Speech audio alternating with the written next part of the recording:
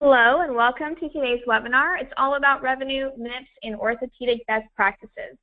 My name is Alex Goulding. I'm the Public Policy Manager at iHealth and will serve as your moderator for today's presentation. Before we get started, I'd like to go over a few items so you know how to participate in today's event. We'll have the opportunity to submit questions during today's presentation by typing your questions into the questions pane of the control panel. You may send in your questions at any time during the presentation.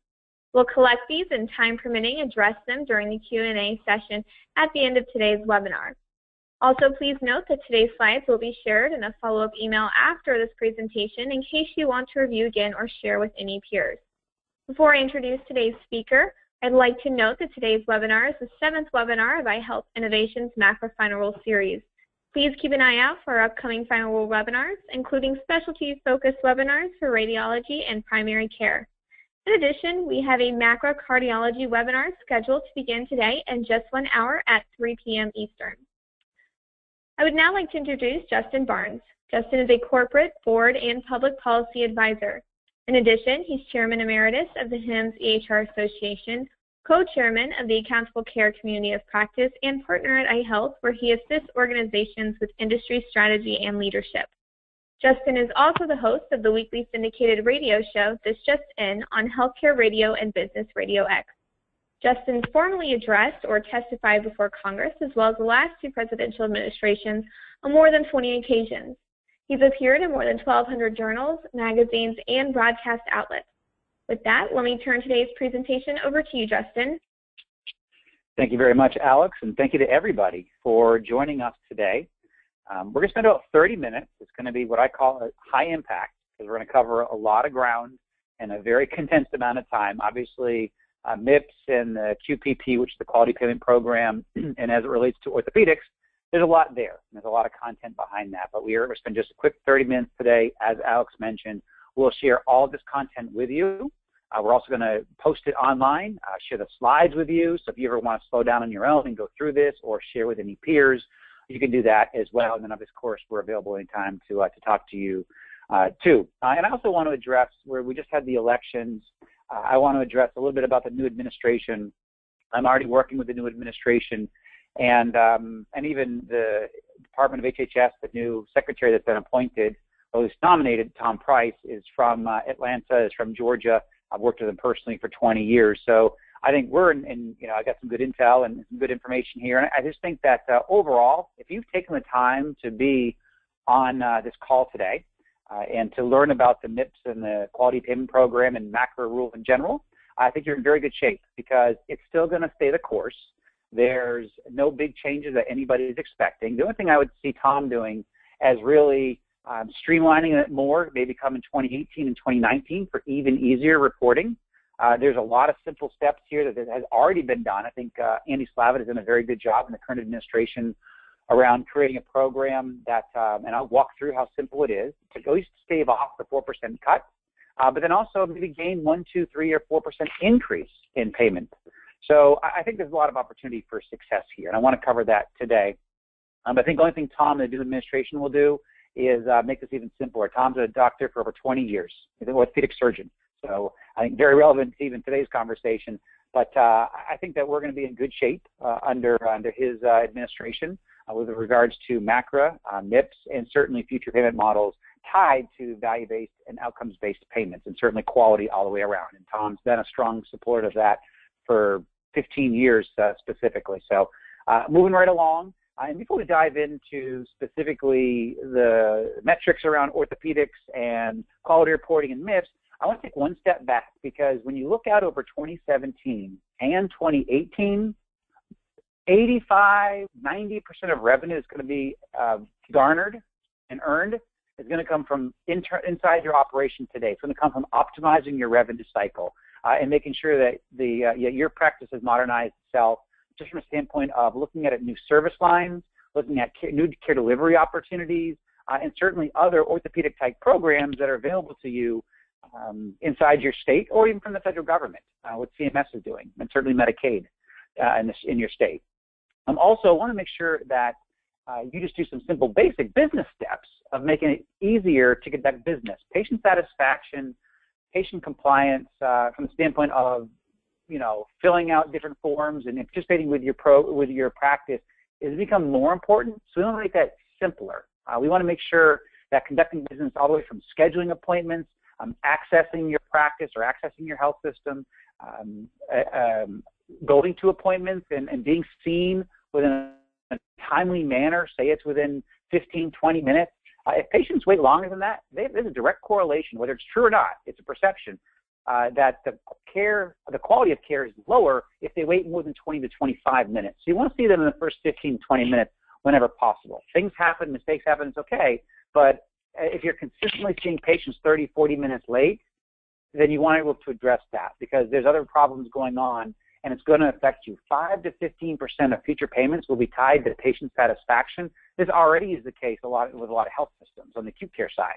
But this is going to be bleeding over into the ambulatory side very soon, certainly with MIPS, but also with some parts of meaningful use. So you want to make sure that you're aligning your organization to make it easy to schedule appointments, easy to contact your practice through technology or even through phones, or even websites. You can have online scheduling, which is it's pennies in the dollar, but it can bring tens of thousands of more revenue to you. But also being seen in a timely manner when patients are scheduled, but then also make it easy to pay for appointments. Make sure it's easy to collect dollars, collect copays when patients first present themselves. Not having to go back and collect those copays 30, 60, 90 days later. It'll really help you with collections. It'll also help you with cash flow. So very important. And also payment plans. There's a lot of factoring. It's called factoring or money factoring, but there's strategies that people are willing to buy some of that debt or even help you with that collection. And there's great strategies there. We love to help practices with all the different types of strategies personally. So before we dive into the MIPS and orthopedics specifically, diving into your revenue cycle, some best practices where you can find an extra $50,000, $100,000, $200,000 per provider per year. So there's a lot of money that I'm talking about just by optimizing your revenue cycle. But starts off with making sure your documentation is accurate. It'll mitigate risks and mitigate issues, or certainly reduce your risk. We want to audit provider workflow. You want to look for comprehensive documentation and notation. We normally see a lot of under-documenting, and that's because someone feels that, or providers doesn't feel like, well, it's a less chance of getting audited. If I get audited, it's reduced risk. It's not really. And actually, you're leaving tens of thousands, hundreds of thousands, or millions of dollars on the table if you do that. And your EHR or your documentation can capture all of this. So we want to make sure that you get paid for what you did. Assessments, questionnaires, evaluations, services, tests, and screening, all these can count towards, or do count towards MIPS and other quality payment programs. But then also, they will drop a lot of money to your bottom line. They will add a lot of money to your practice. But to be honest, the work is being done today. It's just not being captured. Say they're not being captured in the note, so therefore it's not being billed for, or it's not properly integrated into your EHR. And that's all the stuff that we like to have practices do is you can capture that as part of your normal workflow. You don't need to change anything, but you can capture a lot of money. You can catch a lot of this information and allow you to, again, more revenue today and count towards MIPS for tomorrow. And also, we do random chart audits, about 10 per provider, monthly or every couple of months, to make sure, and we do this with expert billers, to make sure that we are keeping a close eye on this, because we might improve it a little bit, and we can continue to tweak it, and then you can have a very well-tuned workflow, a very well-tuned documentation process where you're really driving an additional 5, 10, 15% of revenue to your practice, if not more. And that's the kind of stuff that we love to help with. And our expert billers also go in and look for missing charges. So, look for consultations or no notes, wrong provider noted, down coding, up coding, wrong ICD-10 codes, missing modifiers. All of these are substantial revenue generators or leakage if you're not capturing them, but also they prevent rejections, denials, and audits. So again, the coding is a significant component. And everybody says, oh yeah, we're fine with billers, with coders. If it's not a certified coder or you're having someone else who doesn't do this on a regular basis, look up on it. I promise you're leaving. Tens of millions. We always commit to, we'll drive an additional 5, 10, 15% of revenue and cash flow to your bottom line. And that's more important than ever before because of the expertise here, and expertise by specialty. So, and also, like I mentioned before, keep the future in mind regarding your EHR. You want to optimize your coding and integrate it into your electronic health record. You can do this for PQRS, you can do this for MIPS, other alternative payment models, and certainly quality reporting initiatives. So there's a lot of just, again, daily workflow items that you can integrate into your EHR to do the work for you. It's not about changing what you're doing. It's about having the expertise to modify those EHR templates or other documentation methods to be successful. And again, we love to help with all that kind of stuff. Managing credentialing, monitoring PAR and non-PAR care providers. Very important, a lot of times, to leverage a partner there. We have one of our health system customers that we brought an extra $9 million of revenue a year by playing the game with the payers. They were pulling the physicians off the lists every single month, and we didn't catch, or the customer didn't catch that until they pulled us in and wondering why they had this massive revenue leakage.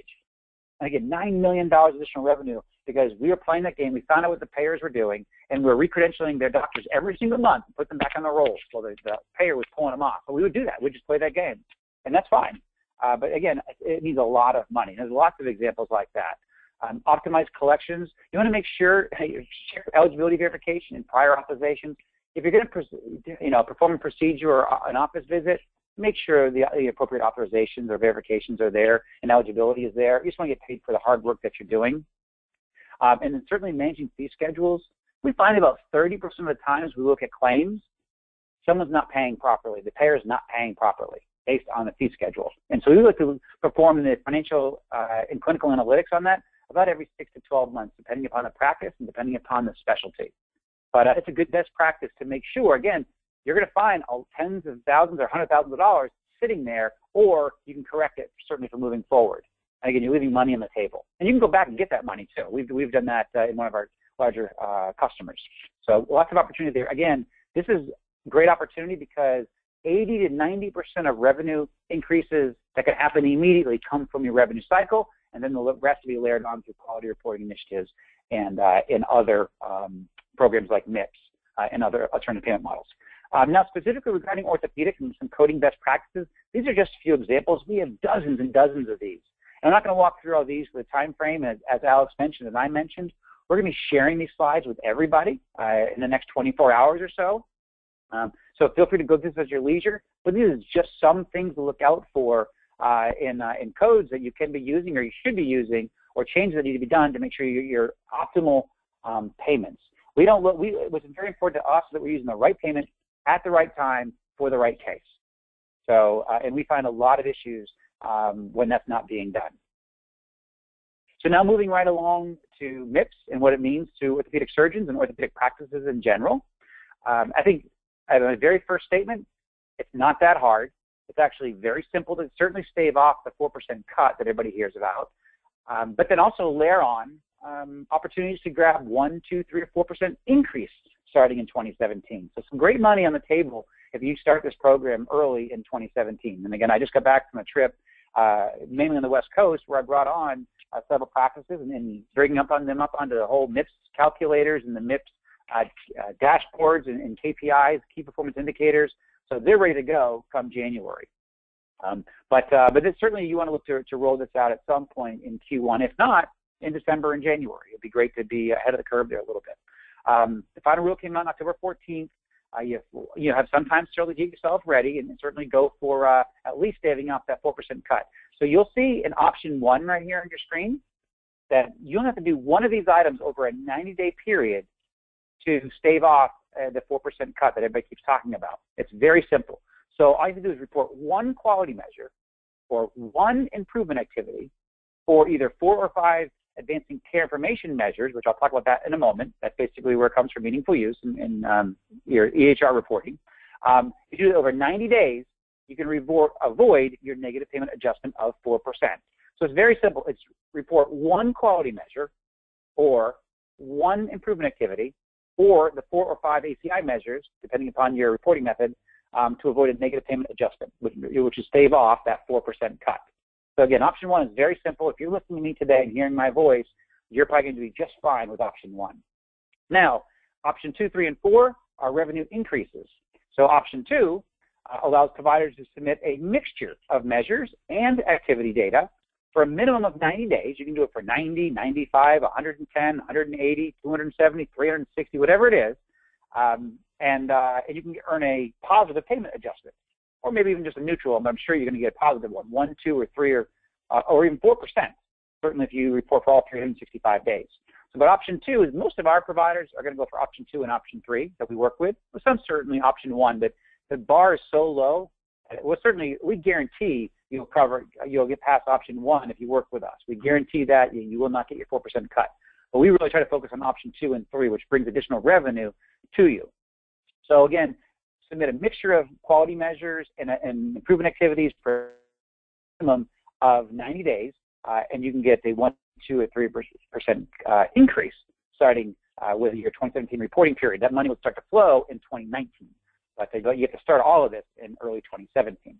Option 3 is practices that are ready to go January 1st, or at least in January, as long as you can go back to January 1st for your reporting date and you're capturing this information. You report for the full 365 days, you would earn a moderate to impact, which could be a 3 or 4% increase. So like I said, we're focusing mainly on option 2 and 3 with most of our customers.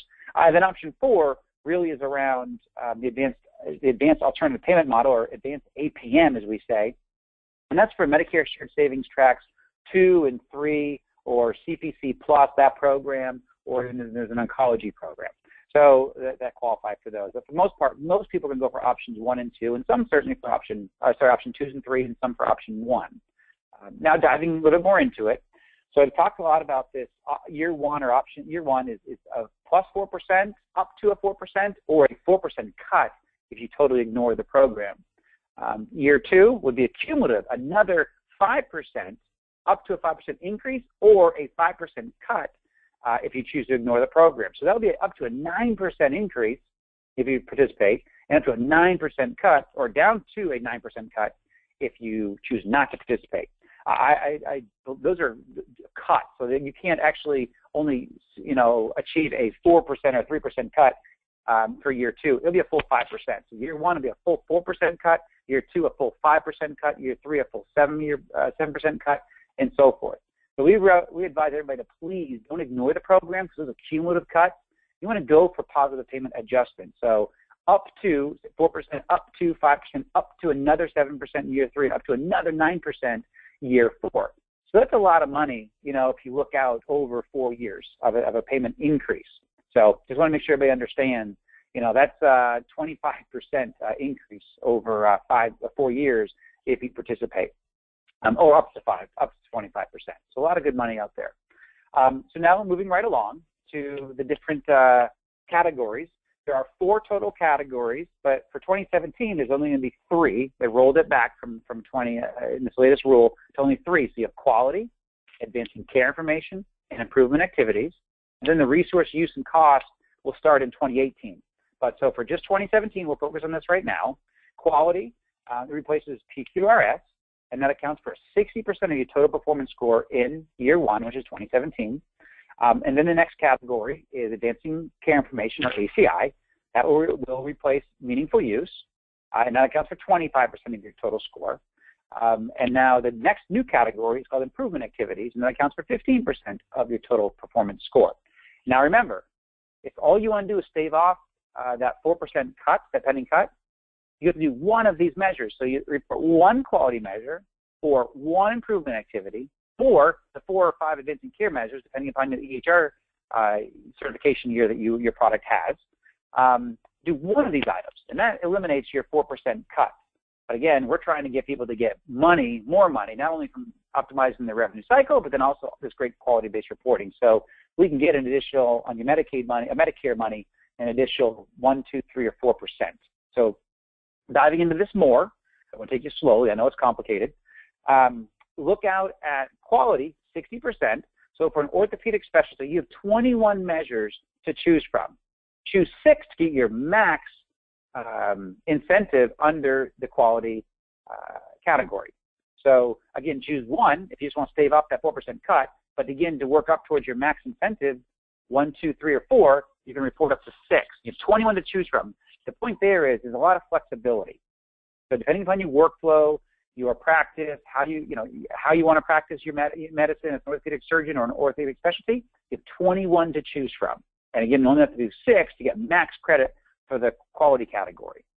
Under advancing care information, depending upon if you have a 2014 or 2015 certified EHR, if you have a 2015, which will have the MIPS certification in it, you would do 5 measures.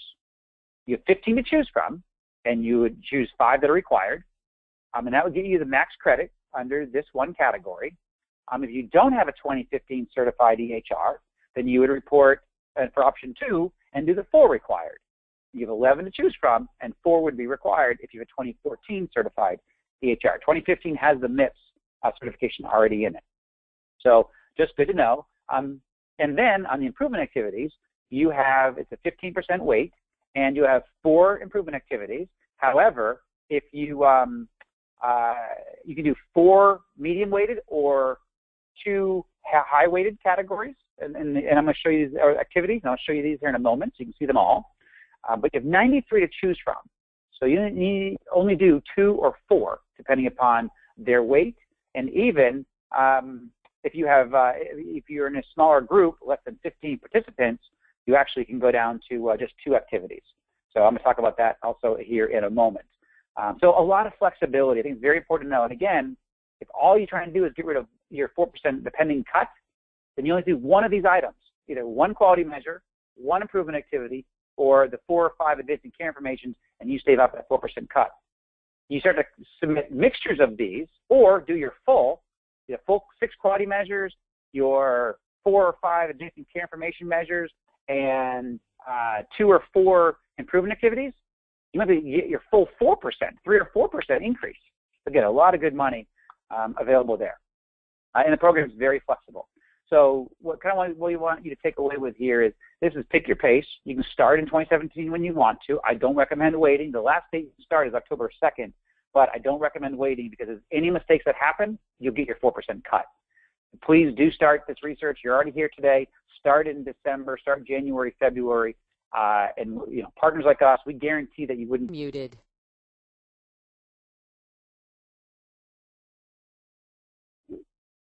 We want to work with you very closely to make sure that you get your max incentive. So also here is highly flexible. You can choose the objectives and the measures that best fit your practice, especially in your workflow. So again, as I mentioned, for orthopedics, you get 21 measures on the quality side to choose from. You only need to do 6 for your max incentive and 1 to stave off any cuts. So it's just good. It's just good to know that a lot of flexibility and opportunity there to get 1, 2, 3, or even 4% increase in your Medicare reimbursement. And it's also not all or nothing. You can get partial credit for things. You can get bonuses available to avoid penalties and also increase payment. So again, nothing like meaningful use, which is all or nothing. And if you've gone for PQRS and or meaningful use or done the value-based modifier, you're going to be so well suited to do MIPS and to have great success with MIPS. So this is a 4-point plan that I put out a little over a month ago. It was published in Becker's. You can certainly go up there and check it out. It's going to be available to you via the link. Again, we're sharing all of these slides out with everybody. At the the next 24 hours or so, you'll get a recording here as well as all the slides in PDF form. You can click on this link when the slides come to you, but you also go out to Becker's. But this is a 4-point plan that talks about financial success and how to optimize your revenue, clinical success, how to focus on documentation, some best practices there, population health and care coordination. Also, to optimize your health IT. A lot of you have already made very strong investments in your technology and your EHRs and in your care platforms, and you probably don't need any more. It's just about optimizing what you already have and setting that up for your success. And then also how to align staff. So they're helping you with care coordination, wellness programs, these new evolving payment and care delivery models. There's ways to align staff. Certainly if you have some co-sourcing and people like us that help you on the revenue side, you can align your current staff to be revenue generating for you in other ways. So now diving in specifically to what this means for orthopedics.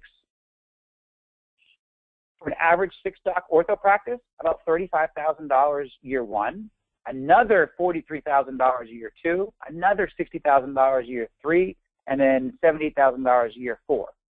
So a lot of money. And if you look at how this is cumulative, over 4 years, if you ignore the program, you'll lose up to $216,000, or you will lose that much. But you can make up to an extra $216,000 if you choose to participate with MIPS. So it's a good money, it's a lot of money, and also it's all cumulative. It's very good to know and understand. So now on the orthopedic side, specifically, I mentioned there are 21 measures. They all are going to be in this report. I'm not going to be able to spend a lot of time because we only have a few minutes left, and I want to keep this to 30 minutes, maybe even answer a question or two. But we're going to share all this out with you. But here are all the 21 measures. And again, you only need to pick one to stave off that 4% cut, and then pick up to 6 of these to get your full credit for the quality category. And again, you're not going to be able to follow this on the screen, but it was very important for me and the team to put this together so you can see all of these measures together. And so this is basically a glide path, almost a full plan for you to be successful, at least with all the documentation that you're going to need to know. So those are all the 21 measures for orthopedics.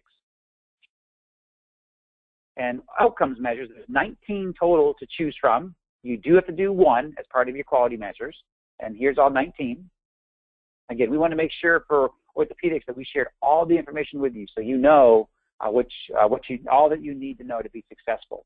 Certainly if someone like us helps you out and partners with you. Again, those are all 19 measures. These are all 19 measures. We'll be sharing all this content with you, but I'm not expecting you to follow along. We just want to make sure all is in one spot so when we email you this presentation, you're going to have everything that you need right in front of you. Now, in the improvement activities, there are 93 total to choose from. And as I mentioned before, you only need 2 or 4. And if you're over 15 providers you practice, 4 medium weight or 2 high weight. You can even do less than that if you're less than 15 providers, participants in your practice. But here are all 93. The H's signify high weight. So the red H's on your screen, those measures or those activities are the high weight ones. And these are all 93. And again, we'll be sharing all this content with you. We just want to be able to show it to you now. So now on the ACI, the advanced care information, this is what replaces meaningful use.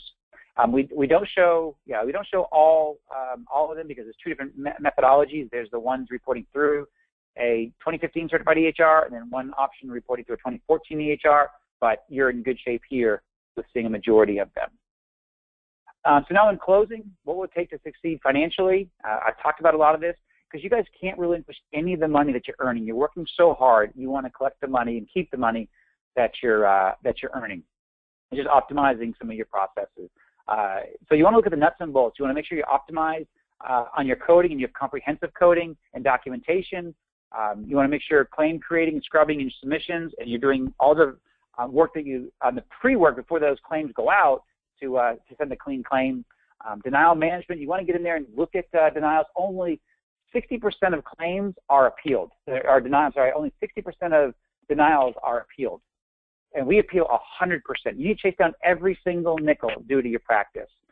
It's not only about being tenacious on denials and denial management, but then also getting to the root cause. Having the analytics. This is what we do. We go in and find why are these denials occurring, and let's fix that so we stop the denials. Not just appeal 100% of denials, but then go down there and find out why these are happening, get to the root cause and fix it.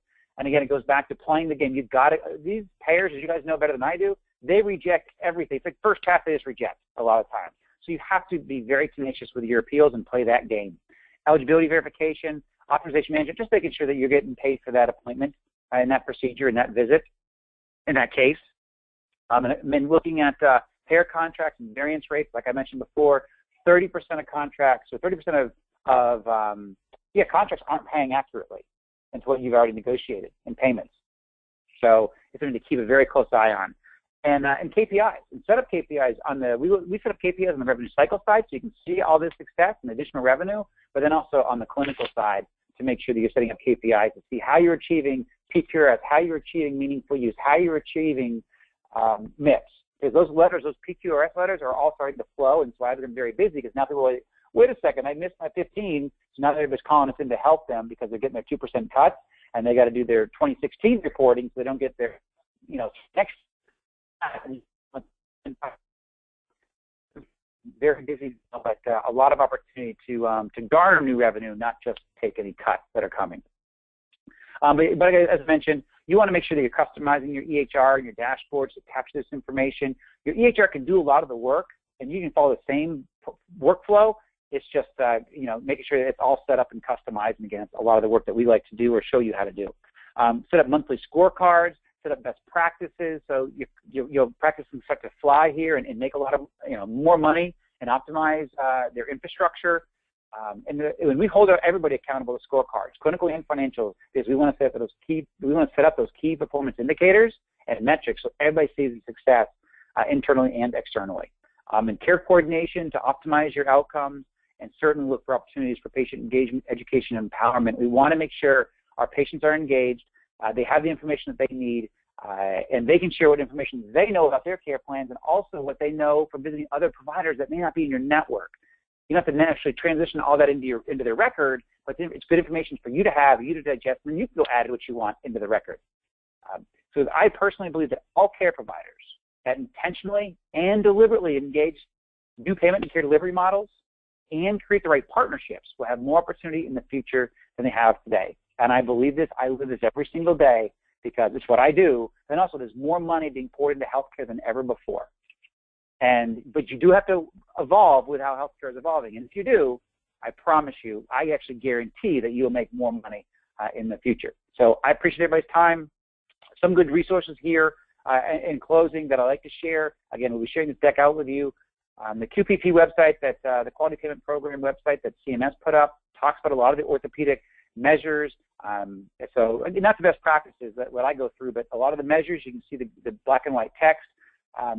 Our website always has a lot of information posted, also our upcoming webinars, our best practices, and obviously we'd love to assist.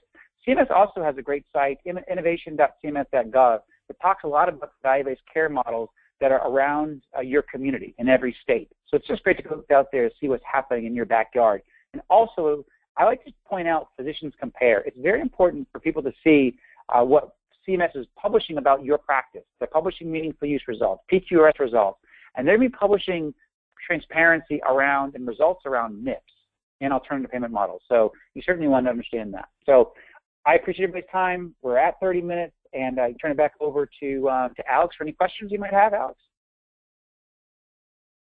Thank you, Justin. We are at the top of our time for today's webinar, so we will only answer 2 questions out of respect for everyone's time. The first question is, what happens if my practice does not have 6 quality measures that apply? Sure, great question. And thankfully, CMS will adjust the scoring. For example, if there's only 4 measures that apply to your practice or your specialty, then you would be scored on the scale of 40 points versus the 60 points. If you remember, the quality program has a max of 60 points, but here you would have a max of 40 points because only 4 measures apply. So I think it's great how CMS has customized the program like that. Perfect. Can we report any mix of high and medium weighted improvement activities, or does it have to be 2 high weighted and 4 medium weighted? Sure, good question.